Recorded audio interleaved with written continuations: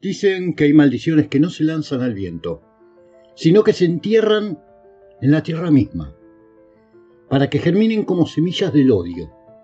Desde tiempos antiguos, en las sombras de rituales africanos, brujería europea y cultos sin nombre, surgió una práctica temida por todos: el enterramiento. En la época colonial, los esclavos traídos desde África trajeron consigo creencias que se mezclaron con supersticiones locales. Allí, la tierra del cementerio dejó de ser solo un descanso eterno y pasó a ser un receptáculo de dolor y venganza. El enterramiento consiste, según las voces viejas, en tomar un objeto que representa a la víctima. Puede ser una fotografía, un muñeco, prendas, cabello, incluso fluidos, y sellarlo junto a elementos de muerte: tierra de sepultura, clavos oxidados, velas negras, ataúdes en miniatura. Se cava un hoyo en un lugar cargado de energía. Por ejemplo, puede llegar a ser un panteón abandonado, un cruce de caminos o el patio de la víctima, y allí se deja, para que la tierra devore su destino. Su propósito es uno solo: destruir, enfermar el cuerpo, quebrar la mente, arruinar el amor o la fortuna, hasta que la vida misma de la persona se marchite, como la flor que nunca vio la luz. Pasa, sentate, puse la pava, tomemos unos mates. Hay bizcochitos. Hoy, en Relatos de Punta Lara, enterramientos de magia negra.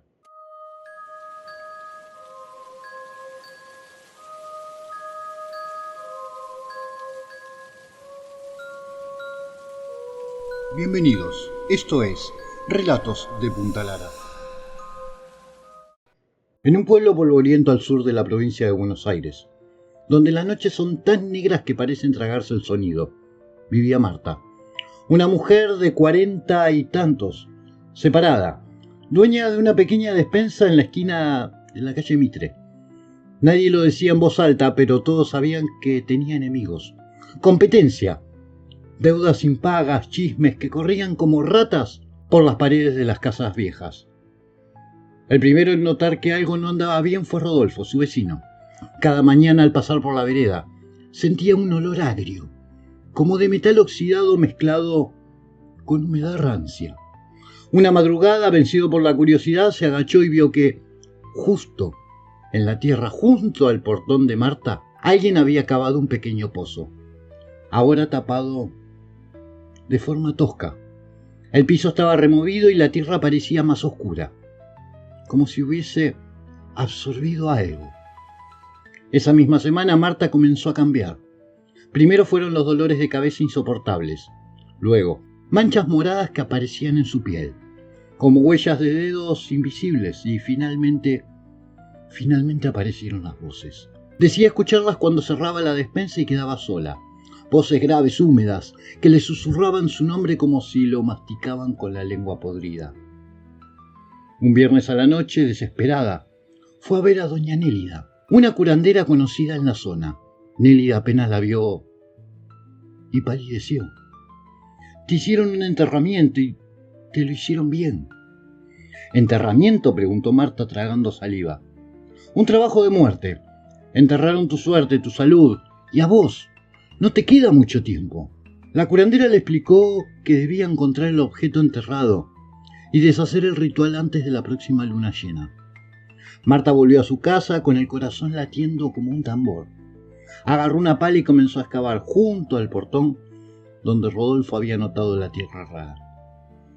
La pala golpeó algo sólido. No era una piedra. Con las manos temblando apartó la tierra y encontró una cajita de madera atada con alambre oxidado. Tenía clavos cruzados y una cuerda negra manchada de algo seco. Al romperla, un olor nauseabundo le revolvió el estómago. Dentro había un muñeco hecho con trapos viejos, empapados en un líquido oscuro, clavado en su pecho un alfiler largo y retorcido, y cosidos en la tela, mechones de su propio cabello. Pero había algo más. Entre los pliegues del muñeco, un papel con su nombre escrito en tinta roja, y debajo una frase que nunca olvidaría: la tierra no olvida, y yo tampoco. Marta sintió un vértigo extraño, como si la tierra a su alrededor respirara. Esa noche, El calor en su casa era insoportable, aunque afuera helaba. Se acostó con la caja envuelta en una bolsa, decidida a llevarla a Nélida al día siguiente. Sin embargo, a las 3 de la madrugada, un ruido seco la despertó. Venía del pasillo. Abrió los ojos y vio que la bolsa estaba en el piso, abierta. El muñeco ya no estaba. El pasillo estaba en penumbra, pero distinguió una figura baja, como de un chico, moviéndose lentamente hacia su dormitorio. Arrastraba algo metálico por el suelo, produciendo un chirrido que le heló la sangre. Cuando la figura cruzó el umbral, Marta entendió que ese no era un niño. El muñeco ahora tenía brazos largos, huesudos, y su cabeza era una maraña de cabellos humanos que se movían como serpientes. Marta intentó gritar, pero algo invisible le apretó la garganta. El muñeco trepó la cama con movimientos espasmódicos y se sentó sobre su pecho.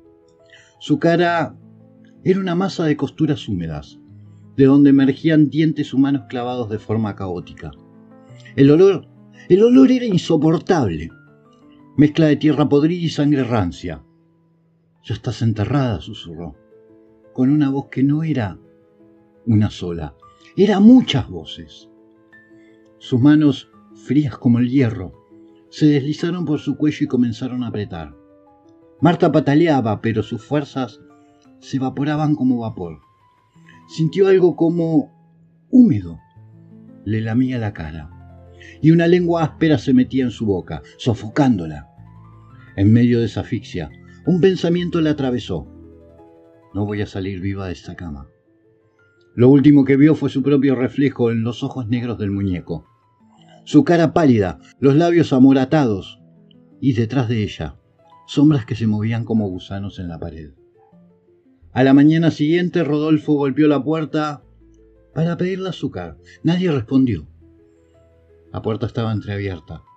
La encontró acostada, inmóvil, con la piel cubierta de tierra húmeda y las manos crispadas como garras. En el suelo, junto a la cama, había una cajita de madera vacía. Desde entonces dicen que en las noches frías, si pasás por la casa de Marta, podés escuchar golpes secos desde el jardín, como si alguien estuviera cavando, y una voz, apenas un susurro, que te pregunta: ¿querés que te entierre a vos también? En la localidad de Aristóbulo del Valle, Misiones, donde el aire siempre huele a vegetación podrida y la neblina se arrastra como un animal lento, vivía Tomás Benítez, un comerciante de madera. Tenía fama de ser un hombre duro, que no pagaba favores y humillaba cualquier cosa que se le cruzara. Entre las personas que había despreciado estaba Ramona Duarte, una mujer solitaria que vivía en las afueras, en una casa casi devorada por la selva. Los vecinos la llamaban bruja, aunque nadie se atrevía a decirlo en su cara. Ramón había acudido a Tomás meses atrás para que le adelantara un pago por madera. Él se lo negó, pero lo hizo de la peor forma, riéndose en su cara, delante de otros. Un mes después, Tomás comenzó a sentirse extraño. Primero, pesadillas con tierra cayéndole encima, hasta taparle la cara. Luego, dolores en las articulaciones, como si sus huesos simplemente se oxidaran. Y por último, el sonido. Un golpeteo constante, como si alguien clavara clavos muy despacio, siempre en la madrugada. Una noche, cansado de no poder dormir, salió al patio. La tierra roja, húmeda por la lluvia, estaba removida en varios puntos. En el centro vio algo, un pequeño montículo con una cruz hecha de ramas atadas. Se acercó y cuando apartó la cruz, vio un hilo negro enterrado. Lo tiró y del barro emergió un pañuelo suyo, atado con nudos cubiertos de gusanos. Al día siguiente fue a buscar a un curandero local, don Evaristo. El viejo lo escuchó en silencio y le dijo: «A vos te hicieron un enterramiento para muerte lenta, ya empezó. Y si no se corta la tierra te va a tragar entero». «¿Cómo lo corto?», preguntó Tomás sudando frío. «Buscá lo que te enterraron, todo, y quemalo lejos de acá, antes que termine el ciclo de la luna». Esa noche, armado con una pala y una linterna, volvió al patio. Cavó donde estaba la cruz y encontró una caja metálica oxidada, sellada con cera negra. El metal estaba frío como el hielo. Cuando la abrió, vio un muñeco burdamente hecho con trapos, pero relleno con tierra y huesos pequeños. En la cabeza, cosidos, había mechones de su propio cabello y pedazos de uña. En el pecho, 3 clavos cruzados, y entre ellos, un sapo muerto, seco, con la boca abierta. Sintió que algo le tiraba de la espalda, giró y detrás de él, a unos pocos metros, Ramona lo miraba desde la oscuridad, con una sonrisa que parecía cortada a cuchillo. «Ya es tarde, Tomás», dijo con voz ronca. «Ya estás más abajo que arriba». De repente la tierra bajo sus pies cedió. No era un pozo profundo, apenas medio metro, pero lo suficiente para que cayera de rodillas. La tierra húmeda comenzó a moverse sola, cubriéndole las piernas. Tomás gritó, pero la selva tragaba el sonido. Intentó levantarse, pero algo lo sujetaba desde abajo, como manos invisibles que tiraban. Ramona se acercó despacio. La tierra te conoce y te quiere. La lluvia comenzó a caer con fuerza. Cada gota golpeaba la tierra suelta, compactándola sobre él. La sensación era como si una masa viva lo envolviera. Apretando su pecho, gritó el nombre de su hijo. Pero solo salió barro de su boca. La linterna cayó a su lado, iluminando por un instante lo que había dejado. Un cráneo humano semienterrado, con las cuencas vacías mirándolo. Tomás sintió un tirón final y fue tragado hasta el cuello. «Respirá por última vez», susurró Ramona, antes de clavar el último puñado de tierra sobre su cara. Lo cubrió por completo. El golpe de la última palada resonó como un latido sordo. El silencio volvió a la selva, roto solo por la lluvia. Días después, su hijo lo buscó por todos lados. En el patio solo encontró un pedazo de tela mojada y en el centro, una huella de barro, con forma de mano. Cuentan que cuando llueve de noche en Aristóbulo del Valle, si pasás cerca de la casa abandonada de Tomás, podés escuchar golpes secos bajo la tierra. 3 golpes. Pausa. 3 golpes. Y si te quedás quieto, el tiempo suficiente, una voz ronca desde abajo susurra: «Acércate, que la tierra también te quiere». Chiloé, invierno de 1984. Las lluvias parecían eternas y la bruma del mar se metía por las rendijas de las casas, impregnado las paredes con olor a sal y madera podrida. En una caleta pequeña cerca de Quellón vivía Edgardo Millanén, pescador de 42 años. Era un hombre de carácter fuerte, acostumbrado a los temporales, pero que guardaba un viejo rencor. Años atrás su socio en el mar, Bernardo Cárdenas, lo había traicionado, robándole una muy buena parte de sus ganancias de una gran pesca y dejándolo prácticamente en la ruina. En 1984 Edgardo logró rehacer su vida con esfuerzo, pero Bernardo no lo había olvidado. Un secreto acudió a don Aureliano, un calcú conocido en la isla, experto en enterramientos de agua y de tierra. Aureliano aceptó el trabajo por un pago jugoso: destruir lentamente la salud de Edgardo hasta matarlo. El ritual fue sencillo pero cargado de oscuridad. Un muñeco hecho con alga seca, restos de redes y huesos de ave, atado con hilo rojo y sellado con grasa de lobo marino. Dentro, el calcú colocó un trozo de ropa de Edgardo robado del tendal. Lo encerró en una caja de madera y lo enterró en un cruce de caminos, bajo tierra negra y piedras de río. Los efectos comenzaron pronto. Edgardo sintió un cansancio constante, dolores en los huesos y una presión en el pecho que lo despertaba en la noche. Lo más inquietante era el agua. Soñaba que el mar subía hasta su cama y lo cubría por completo, dejándolo sin aire. Una noche, mientras regresaba del muelle, vio algo extraño. Un perro negro escarbaba frenéticamente en el rincón del camino. Cuando Edgardo se acercó, el animal huyó, dejando un hoyo abierto. Allí vio un trozo de madera tallada. Lo sacó y notó que estaba húmedo y envuelto con un hilo rojo, igual que en las historias de brujos que había escuchado de niño. Supo de inmediato que lo habían trabajado.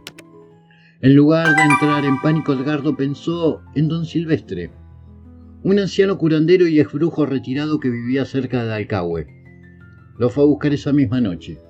Silvestre lo escuchó, tocó la caja y afirmó: esto es un trabajo de muerte, pero todavía respira.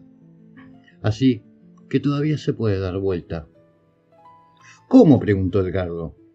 La misma tierra que te está matando puede tragarse a quien la mandó.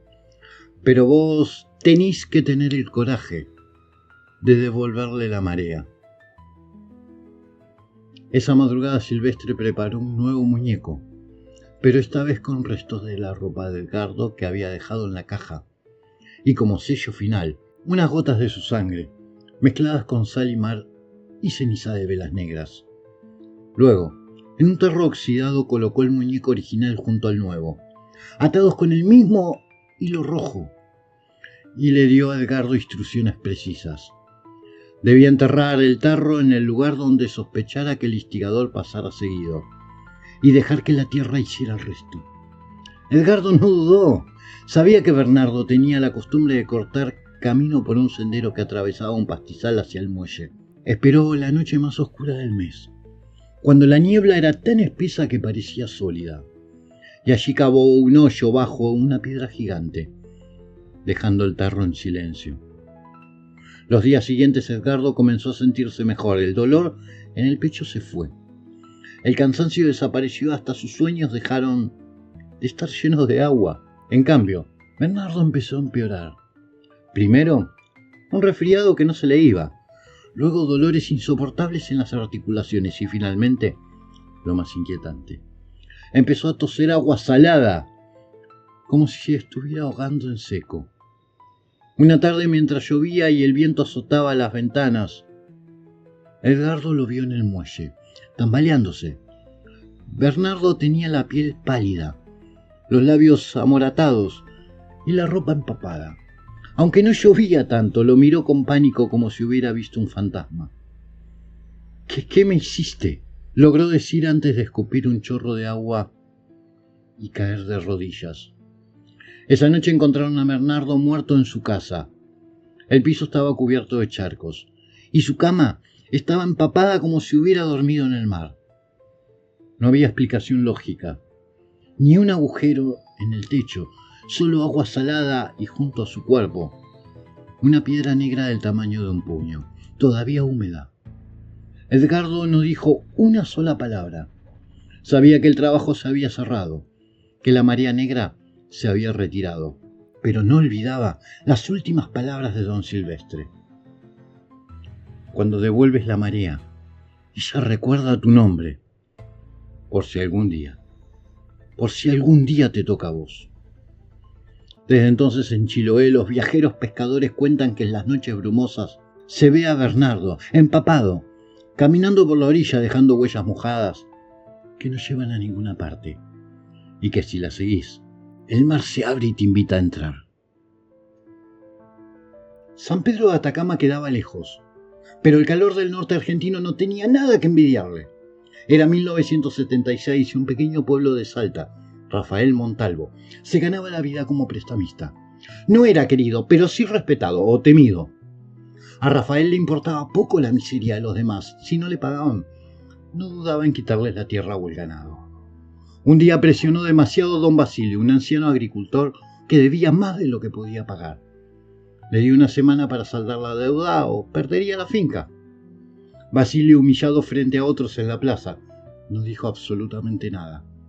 Pero su mirada quedó fija en Rafael, como si estuviera midiendo su tumba. Esa misma semana cosas raras comenzaron a pasar.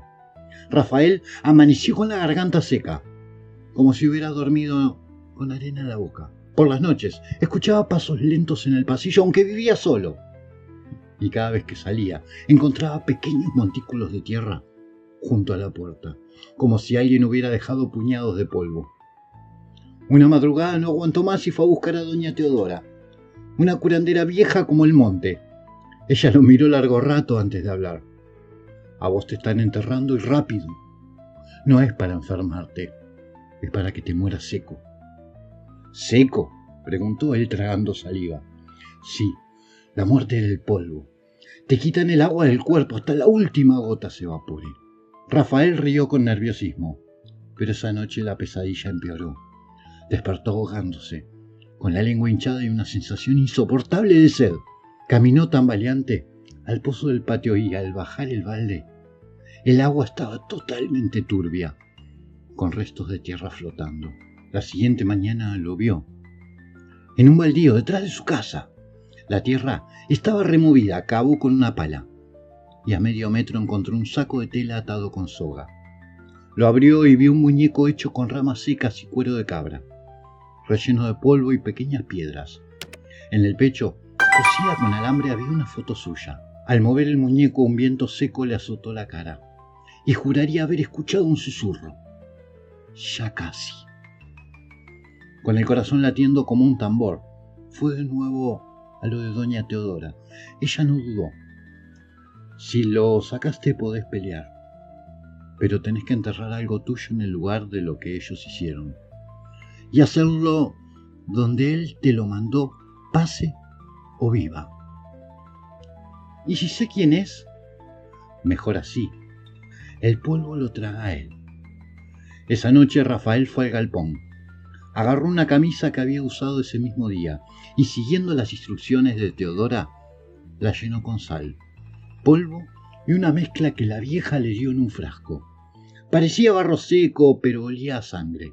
Luego, ató la camisa con soga y la colocó dentro de un tarro oxidado. Caminó hasta la finca de Basilio, guiado por la luna llena. Cavó bajo un algarrobo viejo cerca del sendero que el anciano usaba para ir al pueblo. El silencio era total, roto solo por el sonido de su respiración agitada y el golpeteo de la pala. Cuando dejó el tarro y lo cubrió con tierra, sintió un alivio extraño, como si hubiera bebido agua fresca después de días de sed. Al día siguiente despertó sin sequedad en la boca. La sensación de ahogo se había ido, pero en cambio, Basilio no apareció en el pueblo. 2 días después, un chico que iba a cazar vizcachas lo encontró tirado en el sendero, bajo el mismo algarrobo. Tenía los labios partidos, la piel agrietada como barro seco y los ojos hundidos. En la boca solo tenía polvo. Nadie supo explicar cómo un hombre podía deshidratarse así en pleno invierno. Rafael no habló del tema, pero cada vez que pasaba cerca del algarrobo, sentía el aire más caliente, como si el árbol respirara, y juraba que entre las raíces algo se movía, como si Basilio siguiera allí, masticando tierra, esperando. Con el tiempo corrió el rumor: si pasabas de noche por ese sendero y te quedabas quieto, podías sentir como el polvo te subía por los tobillos despacio, y una voz seca, como ramas rotas, susurraba: ahora te toca a vos. Monte Chingolo, 1997. Milagros trabajaba en una peluquería sobre la avenida Hipólito Yrigoyen. Tenía 26 años y una mirada viva, siempre con labios rojos y perfume fuerte que dejaba rastro en cada esquina.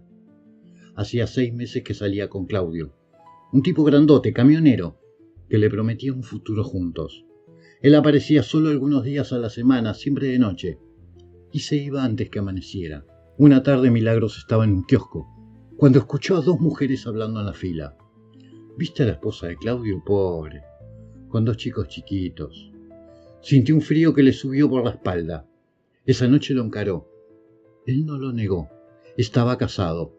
Le juró que se iba a separar, que con ella era distinto, pero algo en su sonrisa le dio asco. Lo echó de su casa y decidió no verlo más. Una semana después, cosas raras comenzaron a pasar. Las paredes de su departamento tenían manchas húmedas que parecían crecer solas. Por las noches, escuchaba golpes sordos bajo el piso de cemento, como si alguien estuviera cavando despacio. Y cada vez que salía al pasillo, encontraba pequeños paquetitos envueltos en trapo negro, atados con un hilo rojo. Su vecina, Norma, una mujer mayor que leía las cartas y hablaba de trabajos, fue directa. Nena, te están enterrando. ¿Enterrando cómo? Para que te apagues. Seguro la mujer de ese tipo. Y lo hizo bien. Acá no hay tierra, así que lo metieron bajo el pavimento. Milagros no quiso creerlo, pero esa noche mientras dormía, el golpe bajó el piso. Fue tan fuerte que la cama tembló.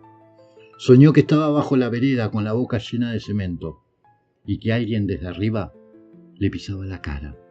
Desesperado fue a ver a un santero que trabajaba en un galpón cerca de la estación. Él explicó: es un enterramiento urbano. Pusieron tu nombre, algo tuyo, y lo sellaron en un frasco. Lo habrán metido en una alcantarilla o un pozo de luz o bajo la vereda frente a tu casa. Mientras esté ahí, te vas a secar por dentro. ¿Se puede sacar?, preguntó ella. Sí, pero no alcanza con sacarlo. Hay que devolverlo. Milagros le dio una prenda suya para el ritual, y el santero preparó un frasco nuevo. Dentro había sal negra, clavos, un muñeco de trapos y un trozo de espejo roto. Esa misma noche, él la acompañó a recorrer la cuadra, hasta que el perro de un vecino empezó a ladrar mirando fijo una tapa de alcantarilla. Ahí estaba. Levantaron la tapa y entre la basura y agua estancada hallaron un frasco con una foto suya arrugada, rodeada de gusanos blancos. El santero metió el frasco viejo dentro del nuevo y lo selló. Ahora llevamos esto a la casa de quien te lo mandó. Que la tierra o el cemento le devuelvan el cariño. No fue difícil averiguar dónde vivía la esposa de Claudio. Una casa baja, pintada de celeste, en una calle sin salida, como un callejón. Pasada la medianoche dejaron el frasco en un hueco, junto a la pared del frente, y lo cubrieron con escombros. Al día siguiente Milagros se sintió más liviana. El dolor de cabeza constante se fue, y el departamento dejó de tener manchas húmedas. Pero en la otra casa algo empezó a pudrirse.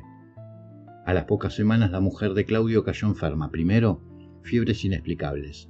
Luego, heridas en la piel que no cicatrizaban. Y por último, la locura. Gritaba que alguien golpeaba bajo su cama, que el piso se abría de noche y que manos negras salían para agarrarla. Claudio dejó de aparecer por la peluquería. Milagros supo por Norma que su esposa había muerto en el hospital, delirando hasta el último segundo. Lo más raro fue lo que contó la enfermera. Antes de morir, la mujer tosió, y lo que le salió no fue sangre, sino pequeños trozos de cemento húmedo. Desde entonces, cada vez que Milagros pasa por esa calle, jura escuchar golpes sordos bajo la vereda, como si algo siguiera ahí esperando, y que si te quedas mucho tiempo, una voz femenina ronca y húmeda susurra: vos me robaste la vida, y yo voy a robarte la tuya. Y así, llegamos al final de este recorrido por las sombras, donde los enterramientos no son solo rituales, sino advertencias de que el odio, una vez desatado, no conoce límites. Si te gustó este video, te invito a suscribirte, deja tu comentario y contarme qué historia te impactó más, porque tu apoyo es lo que mantiene viva esta oscuridad narrada. Todavía YouTube no me permite monetizar el canal, así que si querés y podés dar una mano para que este proyecto siga creciendo, podés hacerlo con una contribución al alias Relatos de Punta Lara. Todo junto, sin puntos. Fíjate, aparece en pantalla.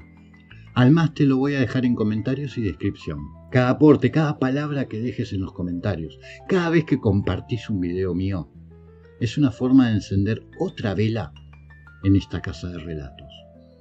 Nos vemos en el próximo viaje y recordá, nunca se sabe que puede estar enterrado muy cerca tuyo.